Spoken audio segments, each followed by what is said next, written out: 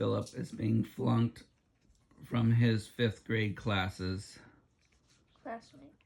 We figured out why he's been doing so good.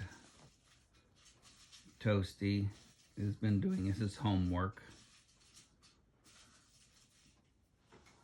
and getting 100%.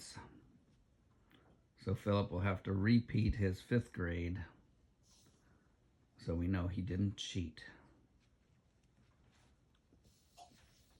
Toasty. Toasty.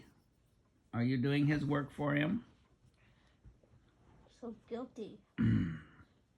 Oh, now you're just pretending you're playing with it. I get it, but we saw you.